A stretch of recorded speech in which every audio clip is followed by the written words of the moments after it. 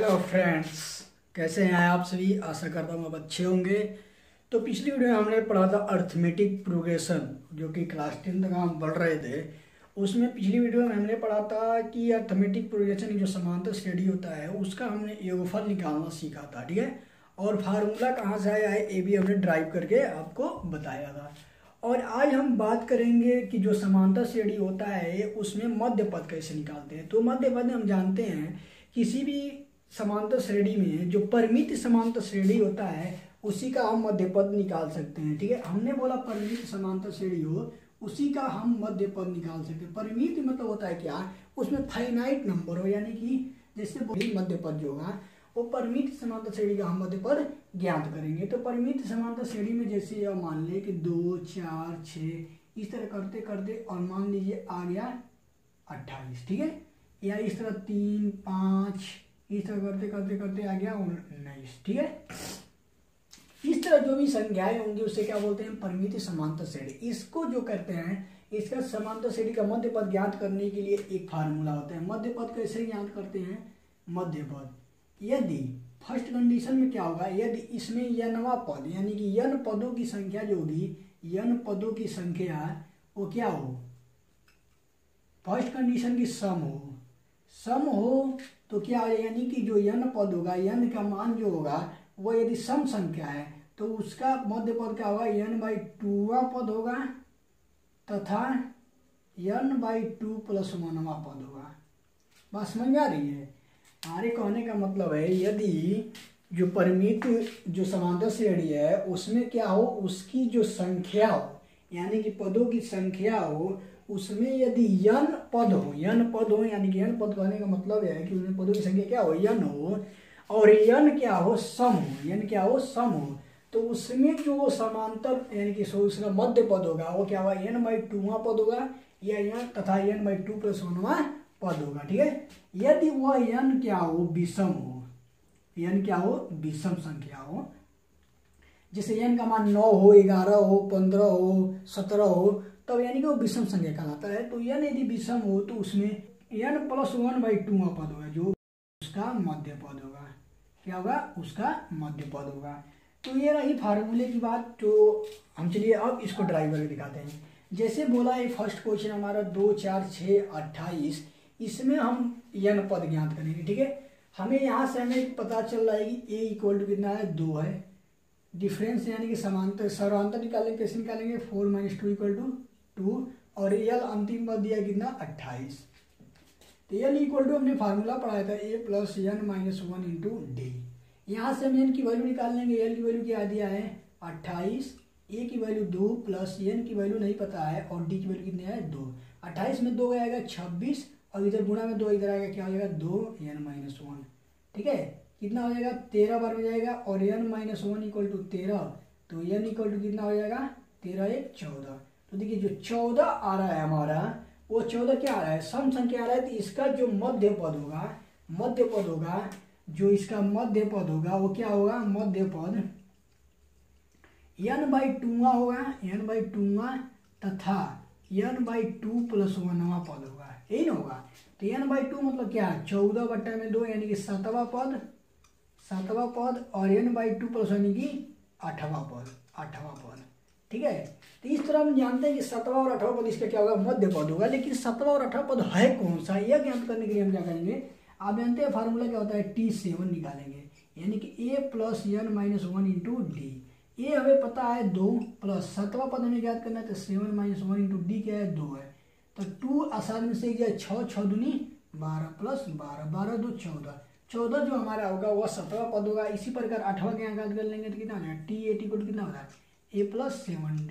Direct हम जानते हैं 8 में से घटाएंगे 7, 2 है, प्लस 7 गुणा में 2, 7 दूनी 14, 2 16, 8वां पद हमारा क्या हो जाएगा, 16 हो जाएगा। तो इस जो समांतर श्रेणी है इसका मध्य पद क्या होगा, 14 और 16 होगा। वहीं पे यहाँ इसकी बात करते हैं तो 3 और 5 19 में हम क्या पहले ज्ञात करेंगे कि n पदों की संख्या कितनी है। इसमें पदों की संख्या ज्ञात करने के लिए हम क्या करेंगे, अब देखिए पदों की संख्या ज्ञात करने के लिए क्या करेंगे, पहले हमें पता होना चाहिए a का मान कितना दिया है, 3, और d का मान कितना दिया है, 5 में से 3 घटा लेंगे कितना हो जाएगा, 2, और l का मान कितना दिया है, 19 दिया है, ठीक है। देखिए l का मान 19 दिया था, हमने फार्मूला पढ़ा है a + n - 1 × डी। एल का मान दिया है 19 और ए का मान दिया है 3 plus n-1 D. D sorry कितना दिया है 2 दिया है। 19 में 3 जाएगा कितना जाएगा 16 और 2 गुणा में इधर आएगा तो भाग हो जाएगा इक्वल टू कितना हो गया n-1।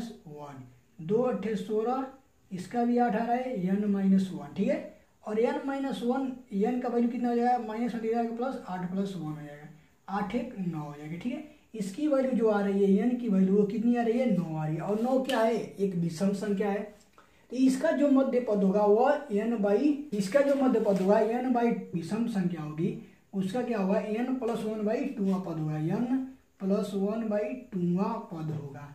n कोई भी विषम संख्या होगी n उसके जो विषम मध्य पद होगा n+1/2 पद। यहाँ पर थोड़ा सा मिस्टेक था ठीक है इसको करेक्ट कर लीजिएगा आप। n का जो मान होगा n+1/2 पद क्या होगा मध्य पद होगा। तो देखिए यहाँ पे n की वैल्यू कितना दिया है 9 तो इसका मध्य पद इस श्रेणी का जो मध्य पद होगा इसका मध्य पद कैसे निकालेंगे। इसका मध्य पद देखिए इस श्रेणी का जो मध्य पद होगा मध्य पद ज्ञात करें कैसे n+1/2 पद यानी कि 9 + 1/2 कितना हो जाएगा 10/2 यानी कि 5वां पद।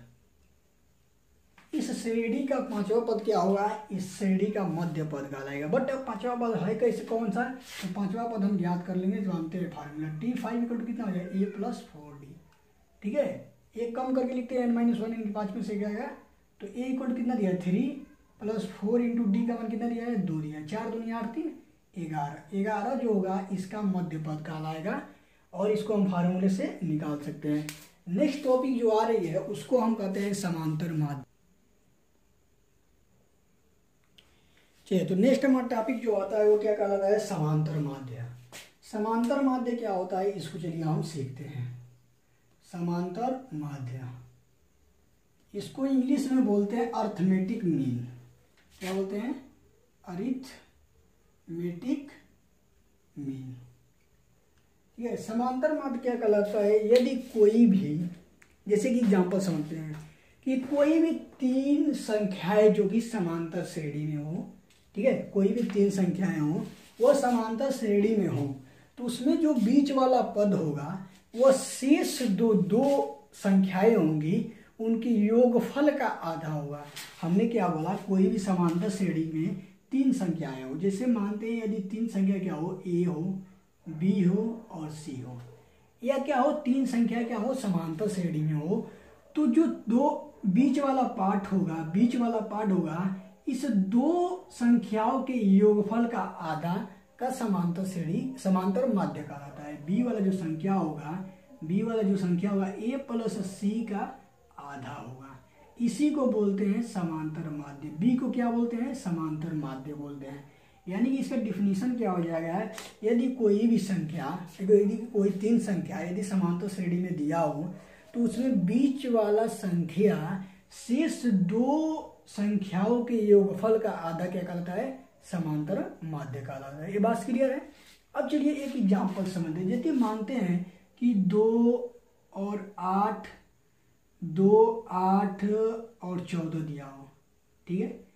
हमने क्या बोला कि इन दोनों के योगफल का आधा क्या कहलाता है समांतर माध्य कहलाता है और बीच वाला पार्ट कहलाता है। पहले चेक करते हैं कि समांतर श्रेणी में है कि नहीं है।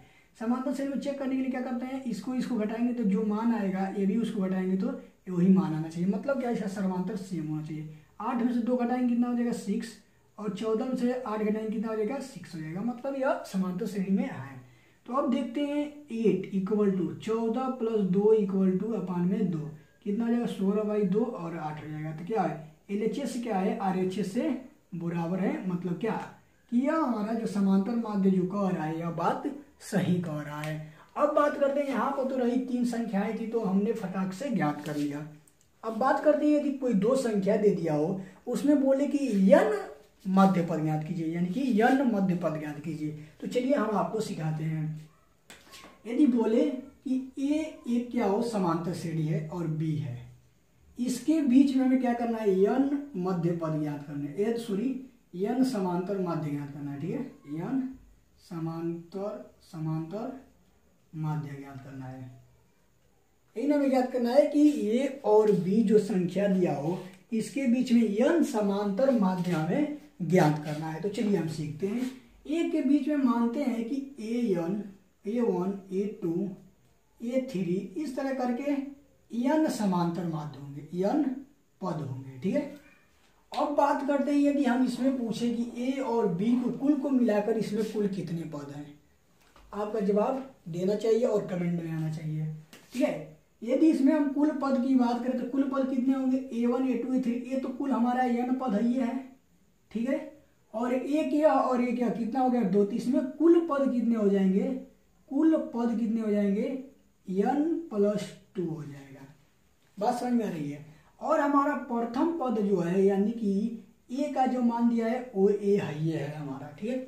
और लास्ट पद क्या है हमारा LB है। तो हम यहाँ से आसानी से डिफरेंस यानी कि सर्वांतर ज्ञात कर सकते हैं। तो सर्वांतर आइए हम ज्ञात करते हैं। L इक्वल टू हमने फार्मूला पढ़ा है, n-1 इंटू डी। L का मान दिया है B इक्वल टू में A प्लस n हमें ज्ञात करना है और D हमें कैसे मालूम चलेगा, B में से A घटा लेंगे, B ही तो D ही तो हमें पता करना है, ठीक है। तो यहाँ से हम ज्ञात करेंगे तो क्या हो जाएगा B minus A equal two plus n का मान कितना दिया है n+2 माइनस 1 इंटू डी। क्या हो जाएगा B माइनस A और n 2 में से जाएगा 1 हो जाएगा, n+1 हो जाएगा, n+1। यह हमारा जो निकल के आ रहा है, यह निकल के क्या आ गया हमारा डिफरेंस यानी कि सर्वांतर निकल के आ गया B माइनस A और A n+1।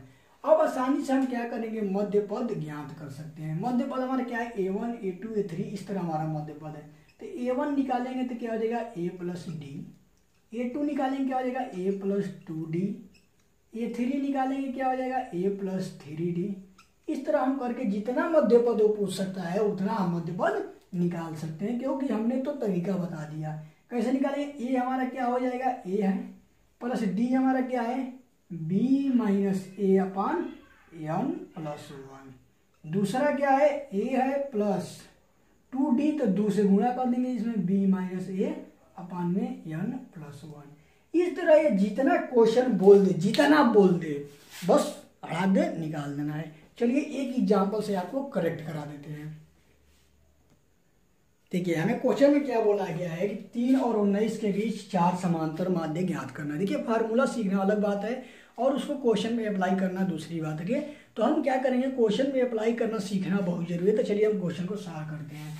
इसमें क्या करेंगे 3 और 19 के बीच 4 समांतर माध्य ज्ञात करना। हमने क्या सिखाया 3 और 19 इसके बीच 4 समांतर माध्य मान लेंगे क्या है A1, A2, A3 और A4 क्या है इसके बीच के 4 समांतर माध्य। हमें क्या ज्ञात करना होगा, आइए इसे पता करते हैं। A इक्वल टू 3 दिया है, L इक्वल टू 19 दिया है और इसमें n पदों की संख्या कितनी हो जाएगी, देखिए 4 तो हमें ज्ञात करनी है और ये पहले से 2 है, कितना हो गया 4 + 2 यानी कि 6।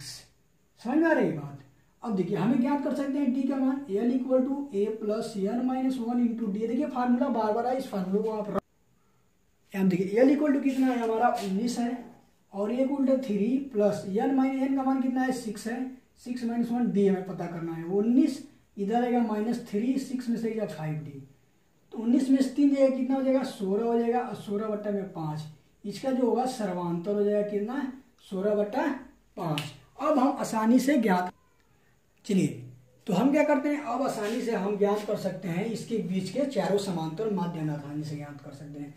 तो A1 का मान हम कैसे निकालेंगे, A1 इक्वल टू कितना हो जाएगा A plus D, A2 equal to कितना हो जाएगा A plus 2D, A3 equal to कितना हो जाएगा A प्लस 3D, ठीक है, और A4 कितना हो जाएगा A प्लस 4D। बात समझ आ रही है। A प्लस डी यानी कि A कितना मान दिया है 3 और D का मान कितना है 16/5, कितना हो जाएगा 5 × 3 = 15, 6 × 1 = 10, 31/5। ये पहला समांतर माध्य आ गया। दूसरा क्या होगा 3 + 2 × 16/5, 16 दूना 32, 5 × 1 = 15, 32 कितना हो जाएगा 15 × 2 = 17 और 30 कितना हो जाएगा 47/5। ये हमारा दूसरा समांतर माध्य। तीसरा निकालेंगे कैसे 3 + 3 गुणा में, चलिए तो हम क्या करेंगे यहाँ पर निकालेंगे 16 × 48, 3 + 48/5, 5 × 1 = 15, 8 × 23 और 40 63/5। इसी तरह यहाँ पर निकालेंगे 3 + 4 गुणा में 16/5। इसको आप हल कर लीजिएगा। यदि वीडियो आपको अच्छा लगा तो प्लीज़ वीडियो को लाइक कर दीजिए और समझ में आ रहा है तो एक बार कमेंट तो देखिए यहाँ क्या गया 79/5 है। यदि वीडियो आपको समझ में आया तो प्लीज़ वीडियो को लाइक कर दीजिए और अपने दोस्तों में शेयर कर दीजिए। मिलते हैं नेक्स्ट वीडियो में नेक्स्ट